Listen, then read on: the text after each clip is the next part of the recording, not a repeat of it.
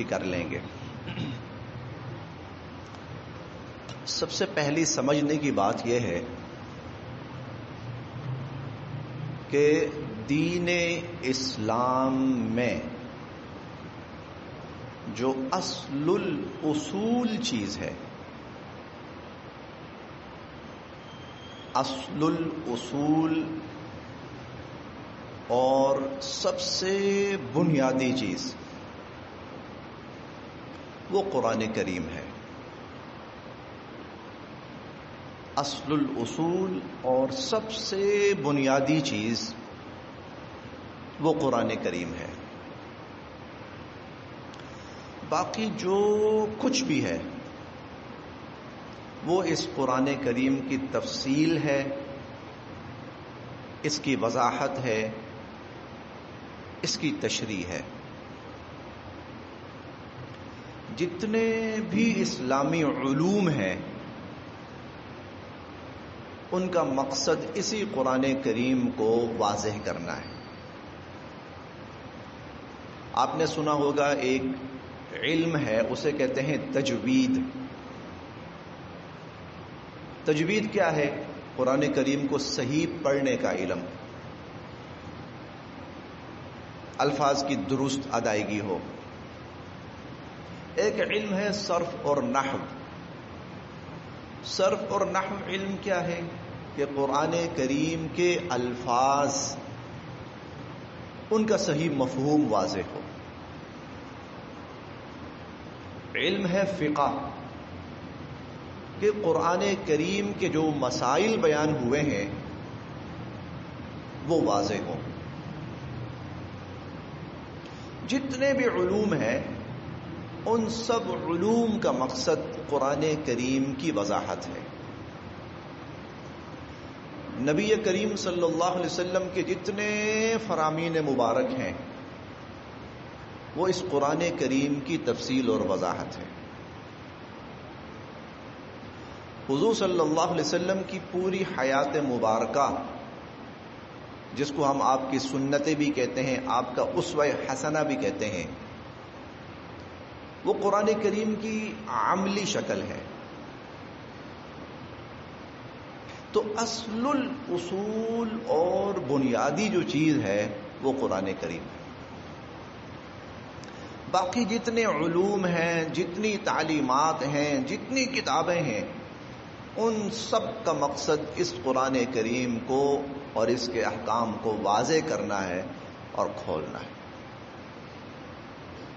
تو ایک بات جو اصولی طور پر، بنیادی طور پر، کہ اصل الاصول دین کے اندر سب سے اہم ترین اور بنیادی ترین جو سورس ہے وہ قرآن کریم ہے۔ اس لیے قرآن کریم کا حکم جب سامنے آ گیا، بات وہیں پہ ختم۔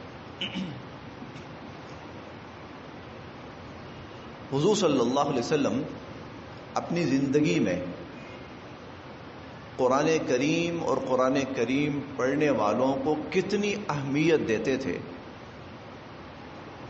اس کا اندازہ اس بات سے لگائیں۔ غزوہ احد میں 70 صحابہ کرام شہید ہوئے۔ بس کفار کا ایک حملہ ایسا ہوا کہ اس میں صحابہ کرام تھوڑا سا گھیراؤ میں آ گئے، تو اس وجہ سے بہت سارے صحابہ کرام، 70 کے قریب صحابہ شہید ہوئے۔ خیر، بعد میں جب ان صحابہ کرام کی تدفین کا مرحلہ آیا تو صحابہ کرام نے پوچھا کہ اللہ کے نبی، تدفین کیسے کریں؟ ہم ترجیح اگر کسی کو دیں کس بنیاد پر دیں؟ تو حضور صلی اللہ علیہ وسلم نے فرمایا، جس کو زیادہ قرآن یاد تھا اس کو ترجیح دو۔ فیصلہ قرآن کی بنیاد پر، جس کو جتنا زیادہ قرآن آتا ہے اس کو پہلے دفن کرو، اس کو ترجیحاً دفن کرو، پھر جو جتنے کم قرآن پڑھے ہوئے ہیں وہ اتنا ہی کم۔ بلکہ حضور صلی اللہ علیہ وسلم نے ایک موقع پر کسی جگہ کسی کو ذمہ دار بنا کر بھیجنا تھا، تو حضور صلی اللہ علیہ وسلم نے صحابہ کرام سے پوچھا، ہاں بھائی آپ کو کتنا قرآن، آپ کو کتنا قرآن، آپ کو کتنا قرآن؟ ان صحابہ میں جس کو سب سے زیادہ قرآن یاد تھا تو حضور علیہ الصلوۃ والسلام نے اس بنیاد پر اس کو اس علاقے کا ذمہ دار بنا کر بھیجا۔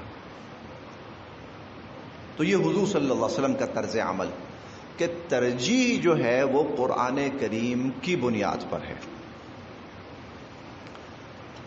اس لیے آپ جب خطبہ ارشاد فرماتے تھے نا تو اس میں زیادہ تر قرآن کی آیات پڑھا کرتے تھے، اور اس کے بعد تفصیل کے طور پر اگر کوئی بات وضاحت طلب ہو تو ایک دو جملے آپ ارشاد فرما دیا کرتے تھے۔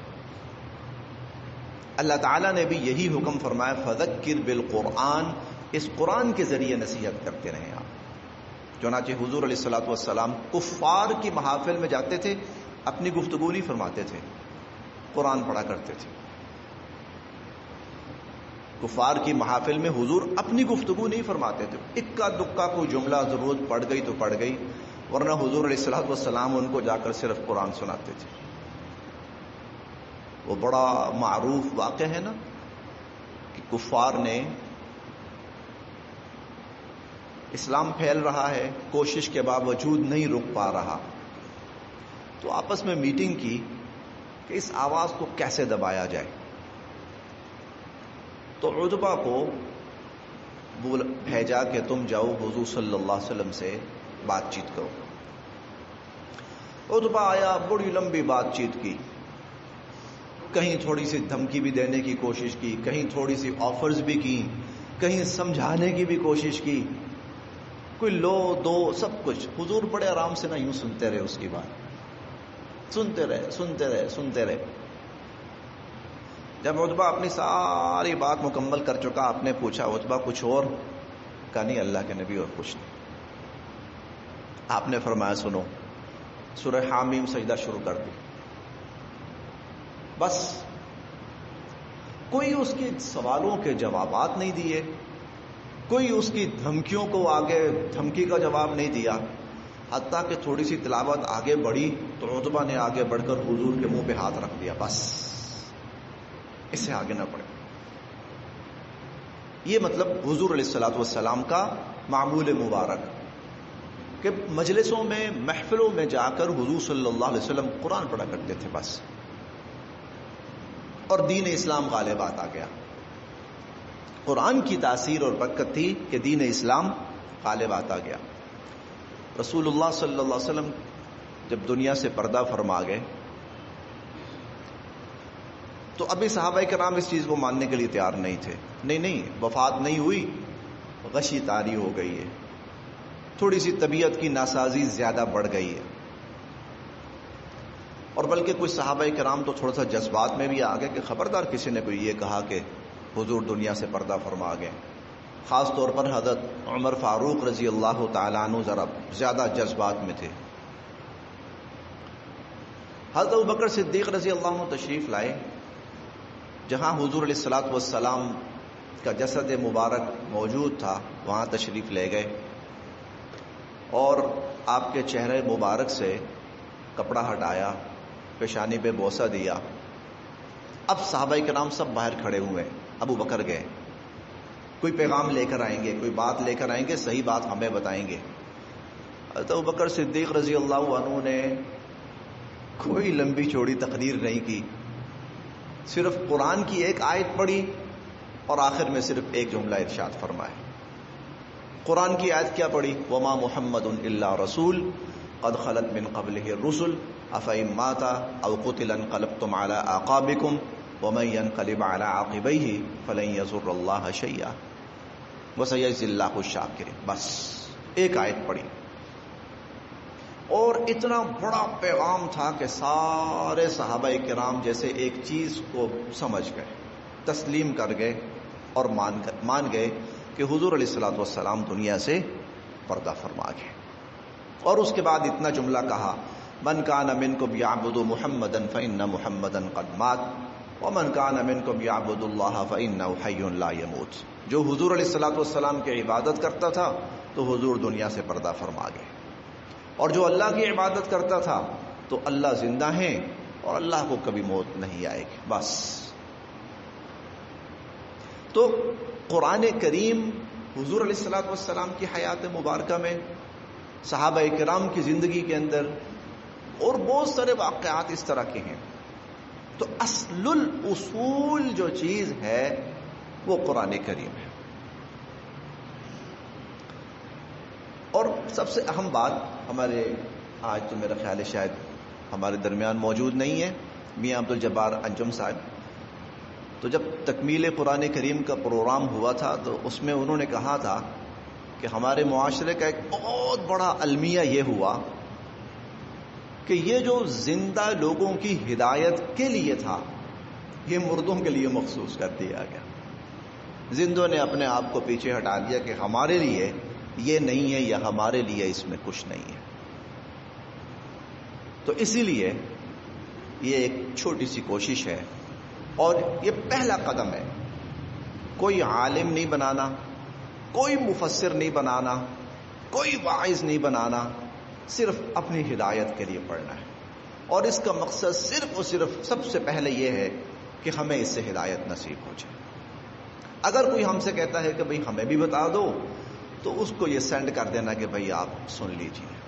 کوئی بحث کسی سے، اس کا مقصد قطعاً کوئی بحث، کوئی مباحثے، کوئی فخر نہیں، کچھ بھی نہیں. صرف اور صرف کہ اللہ پاک کیا کہہ رہے ہیں، کیا فرما رہے ہیں، ابتدائی طور پر اس کے الفاظ اور اس کے معانی تک رسائی. یہ ہماری پہلی کوشش ہے.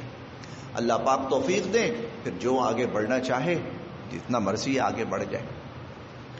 تو یہ ایک کتاب تھی جس کی بنیاد پر صحابہ کرام آدھی دنیا پہ غالب آ گئے اور آدھی دنیا پہ اللہ کا دین غالب کر دی. یہ ایک کتاب تھی اور کوئی کتاب نہیں تھی اس وقت. حضور علیہ الصلوۃ والسلام کے فرامین تھے اور اصل الاصول یہ قرآن کریم.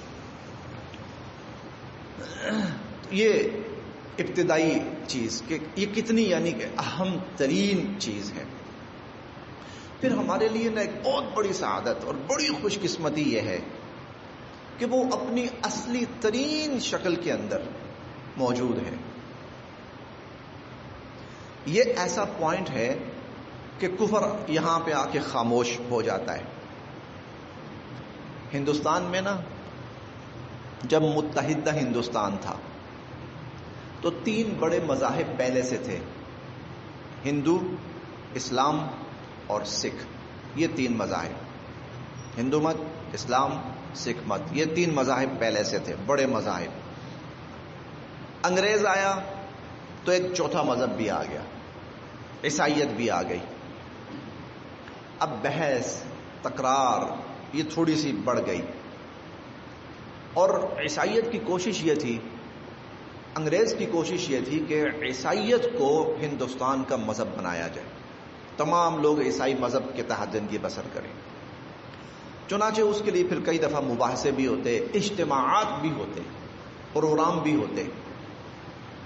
تو اس طرح نا ایک بڑا پروگرام تھا جس میں مسلمانوں کے علماء بھی آتے، ہندوؤں کے پنڈت بھی آتے، سکھوں کے گرو بھی آتے، عیسائیوں کے پادری بھی آتے، سب آتے. اچھا، پروگرام کی جو تھی کا نظم و ضبط تھا نا وہ مولانا محمد علی جوہر رحمۃ اللہ علیہ کے ہاتھ میں تھا. انہوں نے اپنے ساتھیوں سے کہا کہ پروگرام کا آغاز قرآن کی تلاوت سے کریں گے. سب نے کہا کہ آپ کیا کرنے لگے، اگر ہم قرآن پڑھیں گے تو عیسائی کہے گا میں نے وہ بائبل پڑھنی ہے، اور ہندو کہے گا میں نے وید پڑھنی ہے، اور سکھ کہے گا میں نے گرنتھ پڑھنی ہے، تو تماشا ہو جائے گا. فرمانے لگے کچھ نہیں ہوتا، بے فکر رہو، پروگرام کا آغاز قرآن کریم کی تلاوت سے ہوگا. خیر خاموش ہو گئے سب ساتھی، چلیں بھائی بڑے ہیں، صاحب علم ہیں. پروگرام شروع ہوا. مولانا محمد علی جوہر رحمۃ اللہ علیہ فرمانے لگے بھائی ہمارا جو کلام ہے، مذہبی کلام ہے، دینی کلام ہے، اللہ کا کلام ہمارے پاس موجود ہے، تو میں اس سے اس محفل کا آغاز کرنے لگا ہوں. تلاوت شروع ہوئی، قاری صاحب آئے، تلاوت کی. جب تلاوت مکمل ہوئی تو مولانا محمد علی جوہر کہنے لگے بھائی اب بقیہ جتنے مذاہب کے لوگ ہیں، اگر کسی کے پاس اللہ کا کلام ہے تو وہ آئے اور پیش کرے.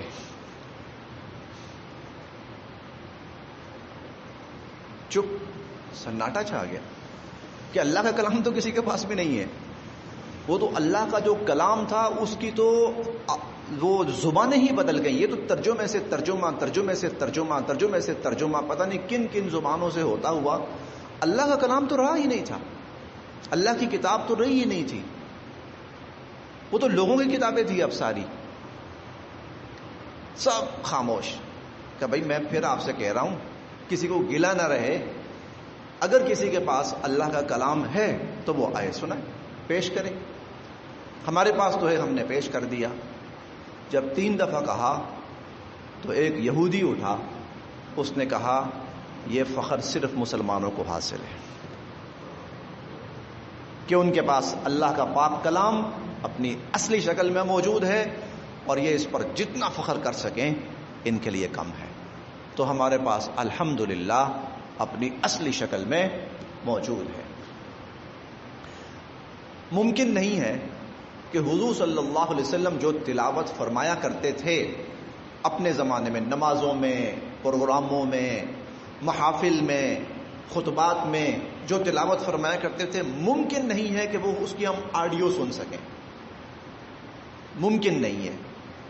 شاید سائنس وہاں تک پہنچ جائے کہ وہ آڈیو کہیں ہم تک پہنچ جائے، کیونکہ جو آوازیں ہیں نا وہ فضا کے اندر موجود ہیں، لیکن وہ اس قدر مکس اپ ہو چکی ہیں کہ اب ان کا جدا کرنا وہ بڑا مشکل ہے.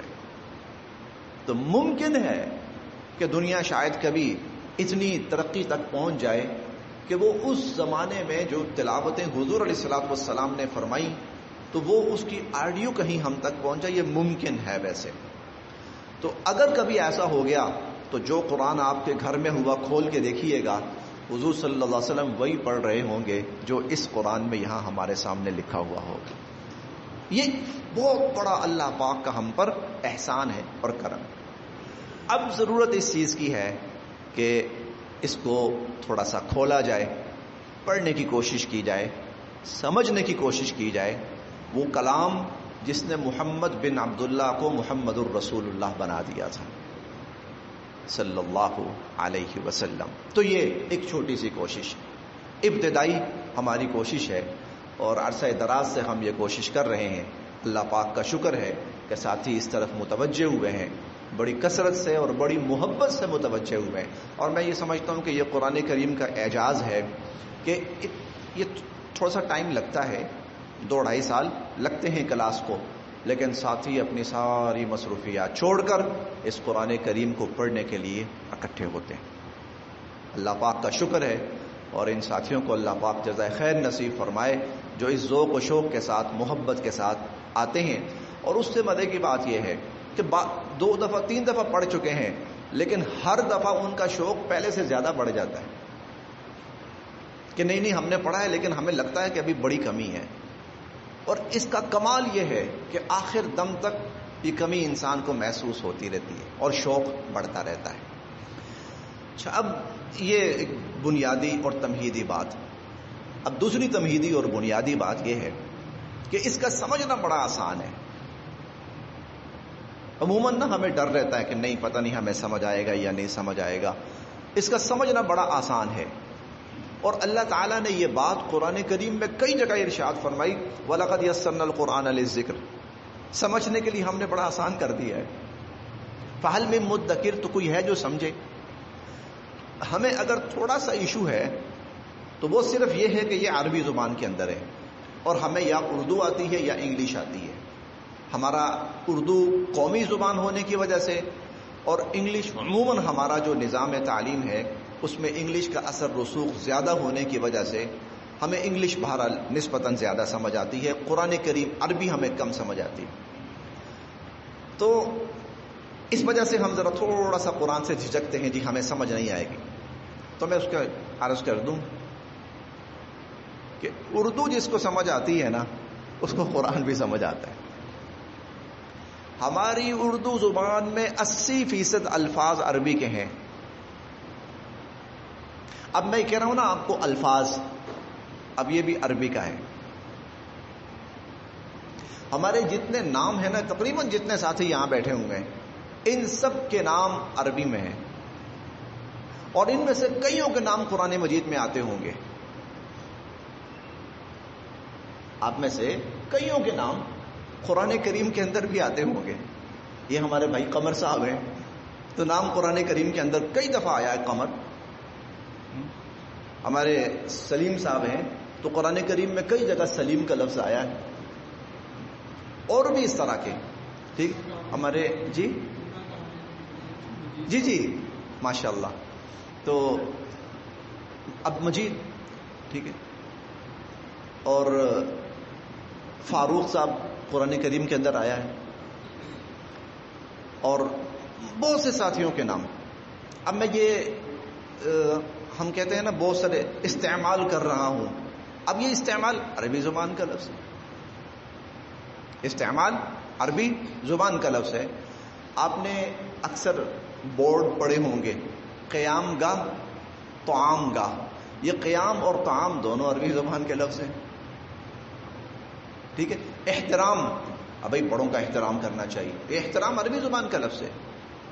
بھائی چھوٹوں کے ساتھ شفقت کرنی چاہیے، یہ شفقت عربی زبان کا لفظ ہے. بھائی والدین کا احترام کرنا چاہیے، اب والدین اور احترام دونوں عربی زبان کے لفظ ہیں. بھئی استاد کا ادب کرنا چاہیے، استاد اور ادب دونوں عربی زبان کے لفظ ہیں. ہماری اردو زبان کے اندر 80% عربی کے بلکہ قرآن کریم کے الفاظ استعمال ہوتے ہیں. صرف اس کو محاورے کے اندر تھوڑا سا جب ہم جوڑتے ہیں تو اس کو ذرا مفہوم تھوڑا سا سمجھنا پڑتا ہے.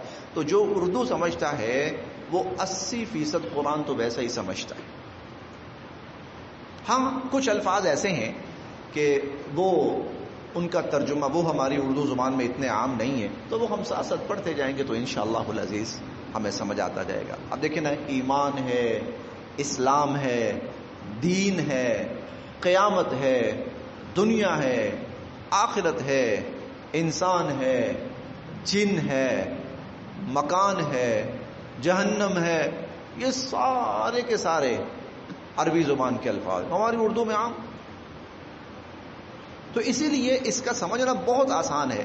80% جو الفاظ ہیں وہ ویسے ہی ہماری اردو زبان کے اندر استعمال ہو رہے ہیں، اور بقیہ جو 20% ہیں تو وہ پھر تھوڑا بہت جو ہم ساتھ ساتھ پڑھتے جاتے ہیں، ووکیبلری بڑھتی جاتی ہے تو سمجھ آتا جاتا ہے. تو پہلی بات کہ اصل الاصول اور بنیادی چیز وہ قرآن کریم ہے. اصل الاصول، اور حضور صلی اللہ علیہ وسلم کی پوری زندگی وہ قرآن کریم کے 100% عین مطابق تھی، 1% بھی قرآن سے ہٹی ہوئی نہیں تھی. تو عملاً حضور علیہ الصلوۃ والسلام نے قرآن کریم پر عمل کر کے دکھایا. تو اصل الاصول. اور دوسری بات کہ دین کے اندر قرآن کریم پڑھنے والے سمجھنے والے جو لوگ ہیں، اللہ پاک ان کو زیادہ عزت اور زیادہ مرتبے سے نوازتے ہیں. اور تیسری بات یہ ہے، بہت آسان ہے، تو اس کا پڑھنا اور اس کا سمجھنا. یہ 2-3 ابتدائی باتیں تھیں. اب اس میں اختتامی طور پر میں دعا بھی کروا دیتا ہوں. دعا سے پہلے یہ ہے کہ ایک وہ انتظامی طور پر صرف اتنا ہے کہ ساتھی جو ہیں ان کے نام لکھ لیے جائیں، تاکہ ہمارے پاس جو کلاس کے ہمارے شرکاء ہوں گے تو ان کے بس صرف ناموں کی ترتیب ہمارے پاس آ جائے. وقتاً فوقتاً ضرورت پڑتی ہے ایک نام اور ایک موبائل نمبر، نام اور موبائل نمبر. تو جن ساتھیوں کے نام پہلے سے موجود ہیں تو وہ تو چلیں موجود ہیں، اس کی تو ضرورت نہیں ہے. جو نئے ساتھی ہیں وہ صرف اتنی کوشش فرما لیں اپنا نام اور موبائل نمبر وہ دیتے جائیں. اور جو ساتھی چاہتے ہیں کہ ان کو اس سبق کی ریکارڈنگ بھی پہنچتی رہے ساتھ ساتھ، تو واٹس ایپ گروپ بنا ہوا ہے، تو ان کو اس کے اندر ایڈ کر لیا جائے گا، اور ان کو یہ اس کی جو ریکارڈنگ ہے ڈیلی وہ بھی پہنچتی رہے گی. ابھی بھی یہ ریکارڈنگ ہوئی ہے تو یہ بھی پہنچتی رہے گی. بس اس میں صرف اتنا کرنا ہے کہ جو پنکھے کی ہوا ہوتی ہے نا، یہ ریکارڈنگ کو تھوڑا سا ڈسٹرب کرتی ہے. تو ہم کوشش کیا کریں گے کہ جو پنکھا ہے اس کو بقدر ضرورت استعمال کریں گے تاکہ شور نہ ہو اس وجہ سے جو ریکارڈنگ ہو رہی ہے. کیونکہ آپ حضرات تو خوش نصیب ہیں، یہاں آ جاتے ہیں پڑھ لیں گے، سمجھ لیں گے، لیکن بہت سارے حضرات، مجھے آج کم از کم 40 نام ایسے لوگوں نے مجھے بھیجے ہیں کہ ان کو اس گروپ کے اندر شامل کریں، کہ ان کو ریکارڈنگ پہنچتی رہا کرے۔ مجھے 40 کے قریب نام آج کے دن موصول ہوئے ہیں، تو ان تک پہنچے تھوڑا سا ہم پنکھوں کی جو سپیڈ ہے وہ کم کر لیا کریں گے۔ کلاس کا دورانیہ انشاءاللہ العزیز کوشش کریں گے 20 سے 25 منٹ کے دوران، تاکہ آسانی کے ساتھ تھوڑا سا پڑھ لیا، سمجھ بھی لیا، آہستہ آہستہ، تھوڑا تھوڑا، آہستہ آہستہ، تھوڑا تھوڑا۔ دیکھیں حضور علیہ الصلوۃ والسلام پر پہلی وحی نازل ہوئی نا، صرف اللہ نے 5 آیتیں نازل فرمائیں، بس چھوٹی چھوٹی 5 آیتیں۔ حالانکہ پڑھانے والے اللہ تعالیٰ، پڑھنے والے حضور صلی اللہ علیہ وسلم، اللہ سے اچھا پڑھانے والا کوئی نہیں، حضور علیہ الصلوۃ والسلام سے اچھا پڑھنے والا کوئی نہیں۔ بلکہ میں اس بات کو آگے بڑھاؤں، اللہ نے یہ قرآن حضور علیہ الصلوۃ والسلام کو 23 سالوں میں پڑھایا ہے۔ اللہ سے بہتر پڑھانے والا کوئی نہیں، حضور علیہ الصلوۃ والسلام سے بہتر پڑھنے والا کوئی نہیں، لیکن اللہ نے 23 سالوں میں حضور صلی اللہ علیہ وسلم کو یہ قرآن، اس لیے ہم نے جلد بازی نہیں کرنی کہ فٹافٹ 3 مہینے 4 مہینے 5 مہینے یا 6 مہینے میں ختم کریں۔ ہم کوشش کرنی ہے کہ تھوڑا تھوڑا ہمیں سمجھ آتا رہے اور ہمارے لیے اس کا فہم اور جو اصل مقصد ہے وہ حاصل ہوتا رہے۔ یہ 2-3 بار اور ہماری کلاس شروع ہوا کرے گی، نماز جب شروع ہوتی ہے نا، نماز اس کے 25 یا 30 منٹ کے بعد، تاکہ ساتھی نماز پڑھ لیں۔ نماز وہ فرض ہے، نماز مکمل ہو جائے، سنتیں بھی پڑھ لیں، وتر بھی پڑھ لیں، نوافل پڑھ لیں، نوافل بھی پڑھ لیں، تو اس کے بعد پھر ہماری کلاس شروع ہو جائے کرے گی۔ اب نماز چونکہ 9 بجے ہو رہی ہے تو 9:25 منٹ 26 منٹ تقریباً اس طرح، تاکہ سب ساتھی آرام سکون کے ساتھ نماز پڑھ لیں، اس کے بعد کلاس میں شامل ہو جائے کریں۔ آخری بات آج کی، انشاءاللہ پھر میں مختصر دعا کروا دیتا ہوں۔ آج کی آخری بات،